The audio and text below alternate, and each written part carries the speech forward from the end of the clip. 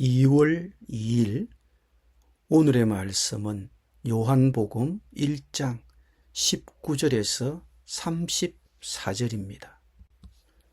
유대인들이 예루살렘에서 제사장들과 레위인들을 요한에게 보내어 네가 누구냐 물을 때에 요한의 정언이 이러하니라.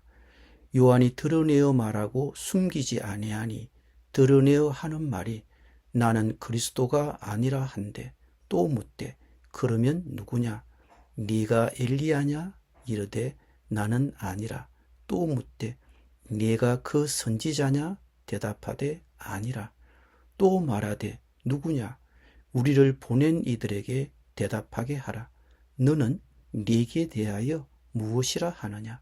이르되 나는 선지자 이사야의 말과 같이 주의 길을 곧게 하라고 광야에서 외치는 자의 소리로라 하니라.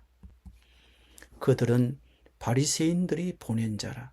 또 물어 이르되 네가 만일 그리스도도 아니요 엘리야도 아니요 그 선지자도 아닐진데 어찌하여 세례를 베푸느냐?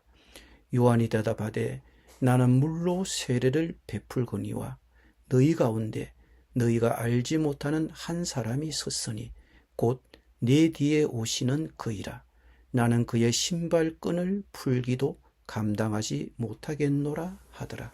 이 일은 요한이 세례 베풀던 곳 요단강 건너편 베다니에서 일어난 일이니라. 이튿날 요한이 예수께서 자기에게 나아오심을 보고 이르되 보라, 세상 죄를 지고 가는 하나님의 어린 양이로다.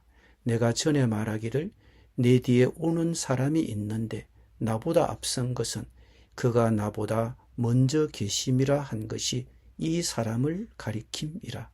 나도 그를 알지 못하였으나 내가 와서 물로 세례를 베푸는 것은 그를 이스라엘에 나타내려 함이라 하니라.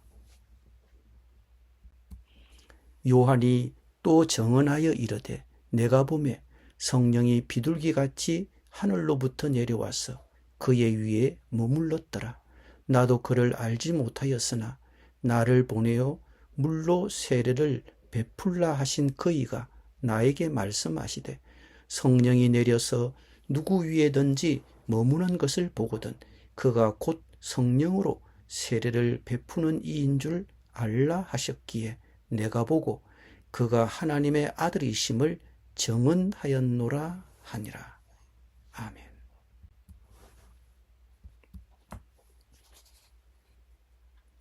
오늘 본문에서 우리가 귀 기울여야 할 인물, 그 이름은 세례 요한입니다. 여기서 중요한 것은 우리가 공부하고 있는 요한복음을 쓴 사도 요한과는 다른 인물이라는 점입니다. 이 사람은 세례 요한입니다. 성경에 따르면 그는 대부분의 시간을 광야에서 보냈고 낙타 트롯을 입었으며 메뚜기와 섭정을 먹고 살았다고 합니다. 요한의 삶은 온전히 예수님을 널리 알리는 데 바쳐졌습니다. 그것이 오늘 본문의 핵심입니다. 우리는 요한의 사역과 메시지, 이렇게 두 가지 측면에서 요한을 살펴볼 것입니다. 먼저 6절에서 8절까지 요한의 사역에 대한 포괄적인 진술을 볼 수 있습니다. 하나님께서 보내신 사람이 있었으니 그의 이름은 요한이라.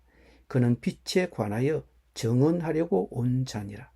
즉 요한은 정인으로 왔습니다. 하나님은 그를 보내어 빛에 대해 정언하게 하셨습니다. 즉 예수님에 대한 진리를 정언하게 하시고 예수님의 공생애를 위한 길을 예비하게 하셨습니다. 요한이 자신에 대해 23절에서 이렇게 말합니다. 나는 광야에서 외치는 자의 소리니라. 주의 길을 곧게 하라. 그러니까 요한은 기본적으로 이렇게 말하는 것입니다. 나는 특별한 사람이 아닙니다. 나는 그저 광야에서 외치는 소리일 뿐입니다. 그러니 나를 보지 말고 예수님을 보십시오. 주의 길을 곧게 하십시오. 고대에는 왕이나 중요한 인물이 자신의 통치 아래에 있는 지역을 방문하려고 할 때 신하들이 앞서 나가 길의 모든 장애물을 제거하고 최대한 평탄하게 만들어 그의 방문을 준비했습니다. 요한의 사역도 바로 그런 것이었습니다. 예수님의 오심을 위해 사람들의 마음을 준비시키는 것, 예수님의 가르침을 들을 준비를 시키고 예수님께서 주시는 것을 받아들일 준비를 시키는 것, 곧 주의 길을 곱게 하라는 사명을 다하는 것이었습니다. 25절을 보십시오. 그들이 그에게 물었습니다. 당신은 그리스도도 아니고 엘리야도 아니고 선지자도 아닌데 어찌하여 세례를 베푸십니까? 유대인들은 유대인이 아니지만 유대인이 되어 하나님의 백성이 되기를 원하는 사람들에게 그들의 정결함과 순결함을 상징하는 세례를 주었습니다. 그런데 요한은 그 전통을 깨고 이미 유대인인 사람들에게 세례를 베풀었습니다. 이는 그들이 비록 민족적으로는 하나님의 선택받은 백성에 속하지만 그들 또한 회개해야 했고 요한은 세례를 통해 그들의 회개를 포연하도록 했습니다. 그래서 종교 지도자들은 요한에게 당신이 누구라고 생각하기에 이런 식으로 세례를 베푸는 겁니까? 라고 묻고 있는 것입니다. 그런데 다시 요한은 초점을 예수님께 돌립니다. 나는 물로 세례를 주지만 너희 가운데 너희가 알지 못하는 이가 서 계시니 그는 내 뒤에 오실 분이시요 나는 그의 신발끈을 풀 자격조차 없습니다. 당시 거리에는 먼지가 많았고 사람들의 발에는 먼지가 묻어 냄새가 났기 때문에 실내에 들어갈 때는 항상 발을 씻어야 했습니다. 그러니 샌들을 벗기고 냄새나는 발을 씻겨주는 일은 너무나 역겨워 너무 천한 일로 여겨졌습니다. 그래서 랍비의 제자들도 이 일은 하지 않았습니다. 하지만 요한은 예수님을 나 뒤에 오시는 분, 나는 그분의 신발끈을 풀 자격조차 없다라고 묘사합니다. 요한은 자신이 그분을 위해 가장 작은 그 일조차 할 자격이 없다고 말하는 것입니다. 이 짧은 장면만 봐도 요한의 사역이 온전히 예수님을 널리 알리는 데 집중되어 있었음을 알 수 있습니다. 그것이 그의 사명이었습니다.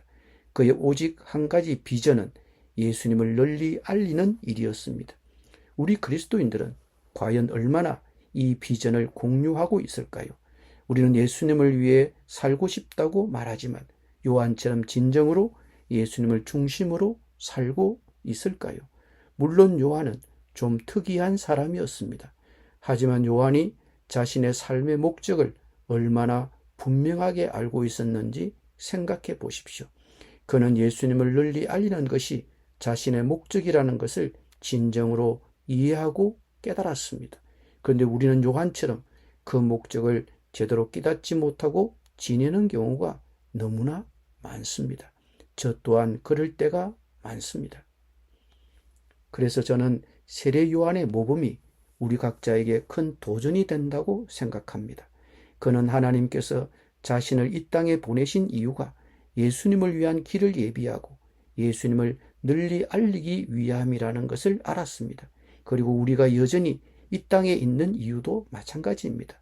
우리가 할 수 있는 한 최대한 많은 사람들에게 예수님을 전파해야 합니다. 그것이 우리의 가장 중요한 소명입니다. 다음 본문에서 보듯이 우리가 복음을 전하는 가장 중요한 방법은 바로 입을 통해 기회가 있을 때마다 복음을 전하는 것입니다. 물론 단순히 입으로만 복음을 전하는 것이 아니라 삶을 통해 복음을 전하는 것도 중요합니다.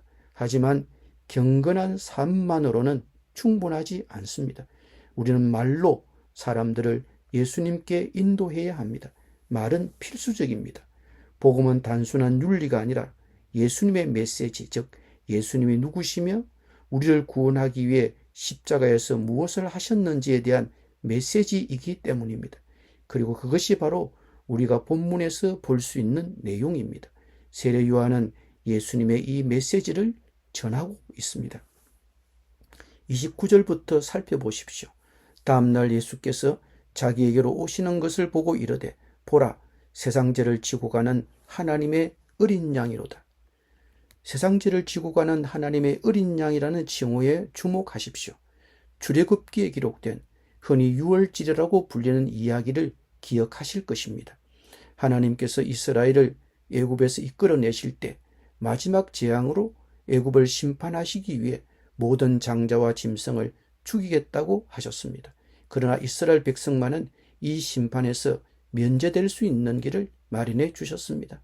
각 가정에서 어린 양을 잡아 그 피를 취하여 집 문설주에 바르라고 하셨습니다. 즉 하나님께서는 문설주에 발린 어린 양의 피를 보시면 그들을 면제해 주시겠다고 약속하셨습니다. 모든 어린 양들이 죽는 것은 이스라엘 백성이 구원받기 위한 것이었습니다. 어린 양들의 죽음이 이스라엘의 구원의 열쇠가 된 것입니다.